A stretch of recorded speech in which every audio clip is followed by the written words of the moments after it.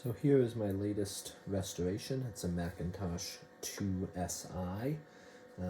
This computer was released in October of 1990 and sold until March of 1993. It originally shipped with System 6.07 and can support up to macOS 7.6.1. It's running a Motorola 68030 processor at 20 megahertz, has 1 megabyte of RAM on the logic board, and then has an additional 8 megabytes in the form of 4 2 megabyte SIMs added to the expansion slots for a total of 9 megabytes. Okay, so here we go. I've loaded some of the classic games that I remember when I was younger from Macs of this generation. 2SI has actually always been a special Mac for me because it was actually one of the first Macs that I had as a kid. I had a family Windows 98 PC growing up, and then somebody had given me a 2SI, which was obviously quite a bit older than the PC, but it was my first experience with a Mac, and I really liked it, and have been primary Mac user most of my life since then. We can see here when we start up Lemmings that the sound is nice and loud. This is actually only on 1 out of 7 for the volume control. The recap of the motherboard helped with that. Before that, it barely even made a chime.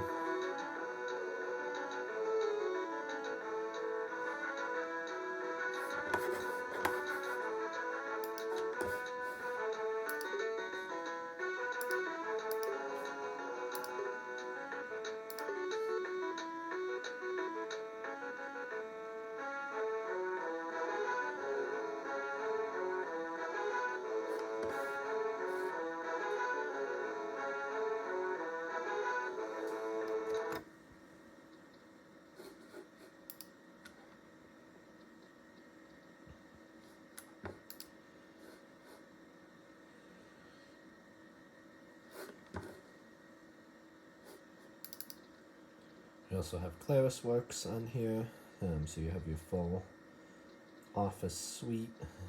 This is version 2, which was released in 1993. We have Netscape Navigator. As I mentioned before, this machine does have a Shiva Etherport 2 10BASE-T Ethernet card that's connected actually into my modern network, and this is going to be able to get online through my Starlink connection. The default homepage here we set to the old net, which, if you haven't heard of this project, is kind of a cool website that basically grabs archived versions of websites from the Internet Archive's Wayback Machine and then displays them in a form that this old browser can interpret. Definitely not that fast. A lot of that is probably due to the actual video rendering on this computer, but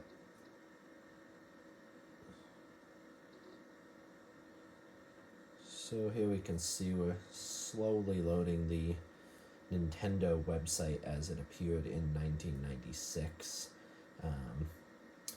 It's probably a little faster than dial-up, but maybe not. I think we're also being limited by the 20 megahertz processor here, and slow video RAM. The 2SI shared video RAM with the system RAM, and the initial 1 megabyte of RAM that's on the motherboard is actually very slow RAM, and that's what gets used for the video. So even back in the day, there was a fix basically where you could set the disk cache to use up that first megabyte of RAM, and that would force the video RAM to use the add-on RAM modules, which were faster than the onboard chips and would increase the video performance. But as you can see here, we're starting to load the Nintendo website. I thought it was kind of funny, even back then there was shortages of new Nintendo consoles as they came out. It's tough out there searching for Nintendo 64 systems. We don't sell directly, but we're shipping to more retailers all the time. Reminds me of some of the newer Nintendo launches where there's always a rush and waiting to get your devices. So anyway, that's still loading, but kind of fun to browse the old internet.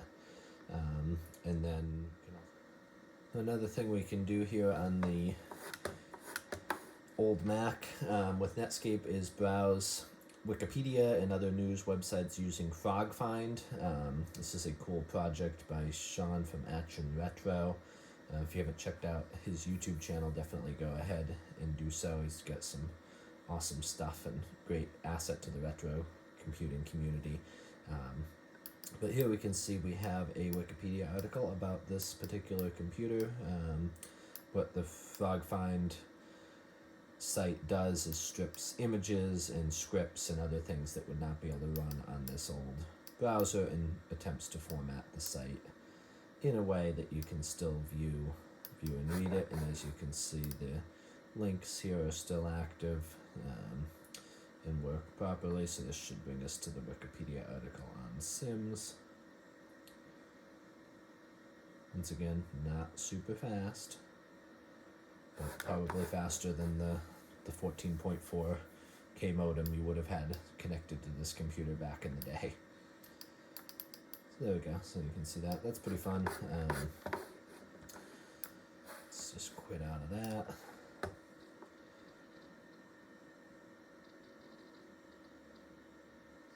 And of course, no vintage Mac would be complete without having some flying toasters.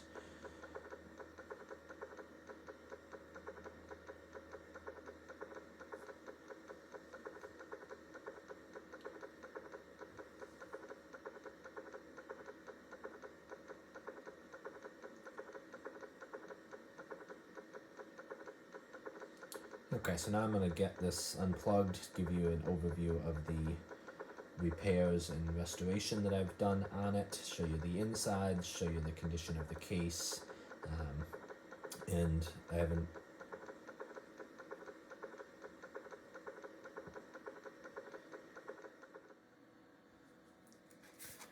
This floppy drive has also been completely serviced. I replaced the eject gear on it, cleaned it and lubricated it. You can see now that it very easily injects the floppy disk, pops right in the way it should, and it will quickly load, and then it also ejects it with a good amount of force. Since everything's lubricated and cleaned, runs as it should.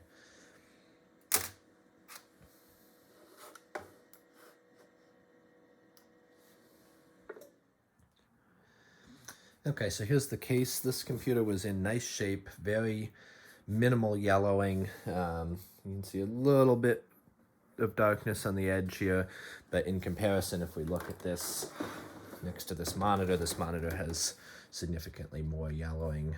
So this is pretty close to the original color. I did not need to retrobrite this or anything. It was naturally like this. It must have been stored in a place not in direct sunlight over the years or high humidity or anything like that that can cause the severe yellowing of some of these Macs. The case itself is in wonderful shape. There's no scratches, dents, or chips on it. We can see on the back here all the ports are nice and clean. There's not any rust or anything. This is the access board for the Ethernet expansion. We have the regular RJ45 Ethernet here, and then an AUI connection there as well. And the serial number sticker is a little bit scratched and faded, but overall in good shape. Both of the tabs that hold the case on are still there as they should be. Side is in good shape. The Apple logo and the text is nice and crisp, not worn or scratched. And then on the bottom of the computer here, we can see that's all in good shape as well. It still has the rubber feet. So now let's pop the lid off here and have a look inside. I have completely restored this computer, so I took all of the parts out of it down to the plastic case. Washed all the plastics, got all the dust and dirt out of it, and then cleaned and lubricated the floppy drive, cleaned the heads, recapped the logic board, recapped the power supply, which had some pretty nasty leaking electrolytic capacitors in it.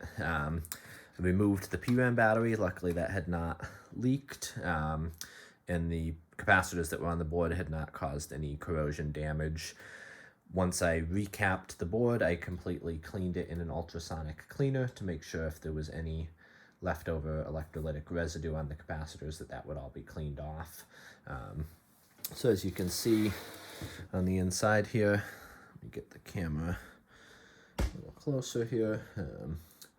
This machine is in very nice shape. You can see here I recapped with tantalum capacitors, so there won't be any chance of those leaking in the future. This hard drive is good and healthy, not making any strange noises. It is the original 40 megabyte hard drive with the Apple firmware that came in this IIsi. There we have our processor, Motorola 68030 at 20 megahertz. It is possible to replace a crystal oscillator on this machine and overclock it to 25 megahertz. I have not done that to keep this stock, but that is an easy modification if somebody wanted to in the future. Here's the 4 RAM slots, 2 meg chips in all 4 of them, and then this here is the control board for the Shiva EtherPort IIsi Ethernet adapter. That's basically an identical adapter to 2 or 3 different brands that were sold for the IIsi. It's also was sold under the Dynaport EtherPort brand, and I believe some others as well. And that connects with this ribbon cable to this access card, which gives us our network connections here on the back.